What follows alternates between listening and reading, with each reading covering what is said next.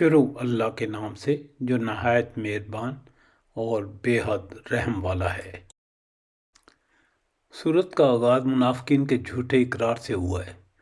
مرکزی مضمون منافقت کے پردہ کو چاک کرنا، جو انہوں نے اسلام دشمنی میں اختیار کر رکھا تھا اور جس کی بنا پر وہ قابل معافی جرم کے مرتکب قرار پائے گئے۔ اہل ایمان کو خطاب کر کے اللہ کے ذکر اور اس کی راہ میں خرچ کرنے کی تاکید فرمائی گئی۔ تیرے پاس جب منافق آتے ہیں تو کہتے ہیں کہ ہم اس بات کے گواہ ہیں کہ بے شک آپ اللہ کے رسول ہیں۔ اللہ جانتا ہے کہ یقیناً آپ اس کے رسول ہیں، اور اللہ گواہی دیتا ہے کہ یہ منافق قطعاً جھوٹے ہیں۔ انہوں نے اپنی قسموں کو ڈھال بنا رکھا ہے، پس اللہ کی راہ سے رک گئے۔ بے شک وہ کام جو یہ کر رہے ہیں بہت برا ہے۔ یہ اس سبب سے ہے کہ یہ ایمان لا کر پھر کافر ہو گئے، پس ان کے دلوں پر مہر لگا دی گئی، اب یہ نہیں سمجھتے۔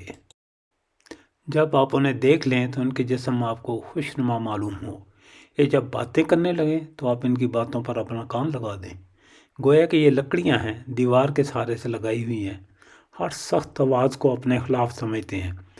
یہی حقیقی دشمن ہے، ان سے بچو، اللہ انہیں غارت کرے کہاں سے پھرے جاتے ہیں۔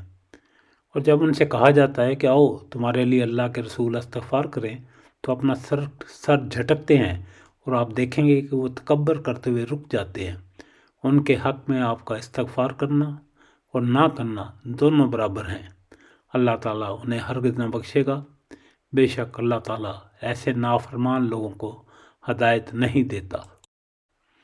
یہی وہ ہیں جو کہتے ہیں کہ جو لوگ رسول اللہ کے پاس ہیں ان پر مت خرچ کرو یہاں تک کہ وہ ادھر ادھر ہو جائیں، اور آسمان اور زمین کے کل خزانے اللہ تعالیٰ کی ملکیت ہیں۔ لیکن یہ منافق بے سمجھ ہیں، یہ کہتے ہیں کہ اگر ہم لوٹ کر مدینہ جائیں گے تو عزت والا وہاں سے ذلت والے کو نکال دے گا۔ سنو، عزت تو صرف اللہ تعالیٰ کے لیے اور اس کے رسول کے لیے اور ایمانداروں کے لیے ہے، لیکن یہ منافق جانتے نہیں۔